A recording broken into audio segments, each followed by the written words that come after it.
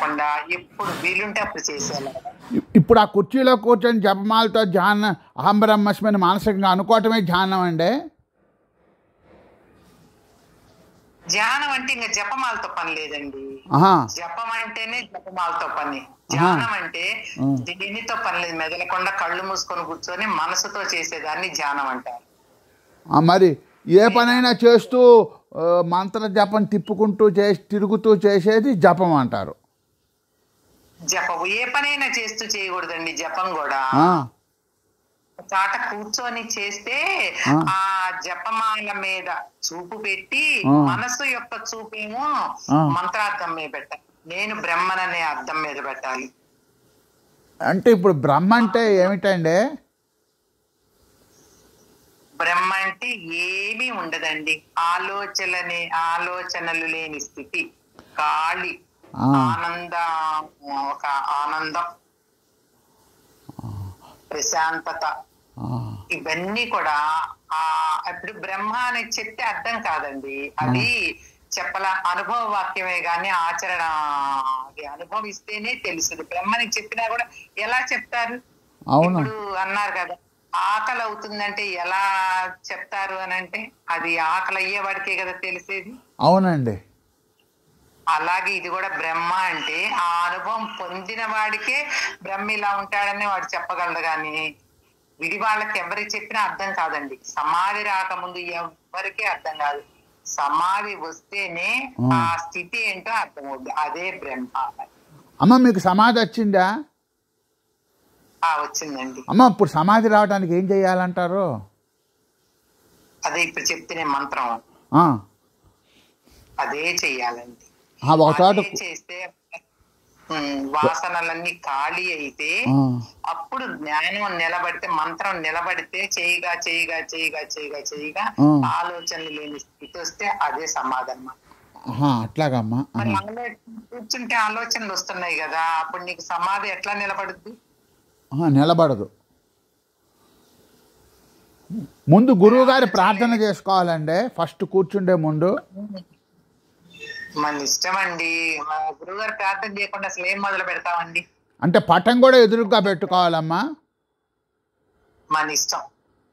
అంటే మనకి ఆ గురువు మీద ఒక రూపం కావాలి అనుకుంటే ఎదురుగా పెట్టుకోవాలండి. లేకపోతే అమ్మ ఫోటోలు ఒకసారి చూస్తారు. ఇప్పుడు కళ్ళు మూసుకున్న అమ్మ ఫోటోని మనం చిత్రీకరించుకోగలం కదా లోపల. ఏమన్నమ్మా నిలబడదు. నిలబడితే ఎదురుగుండా పెట్టుకోండి, తప్పే ఉంది.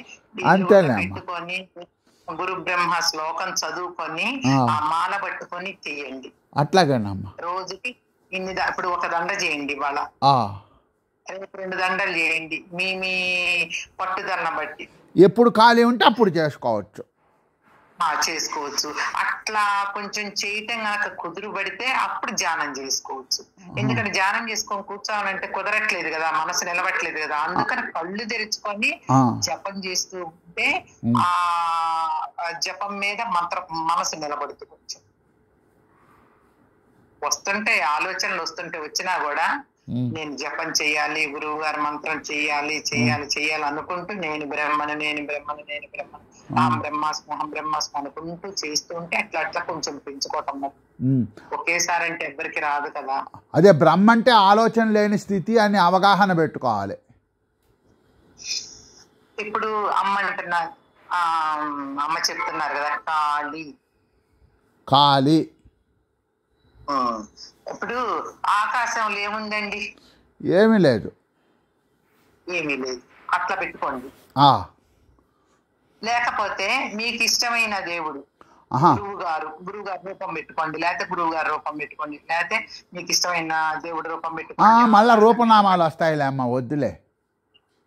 ఇంకేమైతే శుభ్రంగా అట్లా పెట్టుకోండి. ఖాళీ అంటే ఆకాశం అంతే, అట్లనే పెట్టుకోండి. అట్లా పెట్టుకొని అదే బ్రహ్మగా అనుకోండి. ఇప్పుడు ధ్యానం అంటే ఏంటంటారు? ధ్యానం అంటే కళ్ళు మూసుకొని ఇంద్రియాలు కదలకుండా మనసును ఏకాగ్రపరచడమే ధ్యానం. అప్పుడు జపం అనేది ఉండదంటారా? కళ్ళు తీసుకొని చేస్తే జపం అండి, కళ్ళు మూసుకొని చేస్తే ధ్యానం అండి. అది ఒక మాటలో చెప్పేశారు. కళ్ళు తెరుచుకొని పెదాలు కదిలిస్తూ నేను అహం బ్రహ్మాస్మి అహం బ్రహ్మాస్మి అనుకున్నాం అనుకో, దాన్ని జపం అంటారు. ఆ, కళ్ళు మూసుకొని మనసుతో చేసేదాన్ని ధ్యానం అంటారు. అంతే అయిపోయి. ఇంకంతే.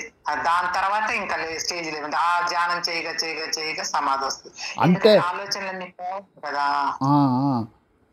ఇప్పుడమ్మా ఆలోచనలు ఇప్పుడు మన యొక్క అభ్యాస తీవ్రతను బట్టి సమాధి తొందరగా వస్తుంది, ఇన్ని రోజుల్లో వస్తుందని చెప్పలేం.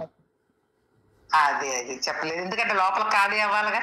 అవ్వాలిగా అమ్మ. ఇప్పుడు అమ్మ చెప్తున్నారు కదా, నాగలక్ష్మి ఏం చెప్తున్నారు, గది నిండా చెత్త ఉంటే నువ్వు కూర్చోగలవా, అట్లనే ఆ మనసు నిండా ఆలోచనలు ఉంటే పరమాత్మ రాడు. కానీ పట్టుదలగా కూర్చుంటున్నాం కాబట్టి ఎప్పటికప్పటికి తొలగిపోతాయి. అది అందుకని నేను పరమాత్మని, ఆలోచనలు, బుద్ధి, మనస్సు, శరీరం ఇవన్నీ నేను కాదు, నేను పరమాత్మని అనే ఆ వాక్యార్థం మీద గనక మనసు పెట్టి కనుక చేస్తూ ఉంటే వస్తుంది, ఖచ్చితంగా వస్తుంది. అంటే పరమాత్మ అంటే ఖాళీ, అదొక్కటే భావన. అట్లనే అనుకోండి. ఇప్పుడు అంతా చెప్తున్నే నాగలక్ష్మి ఏం చెప్తున్నారు, అంతా ఖాళీ ఖాళీ ఖాళీ. ఇప్పుడు పరమాత్మ అనే భావన అంటే ఖాళీ అని ఉండటమేగా.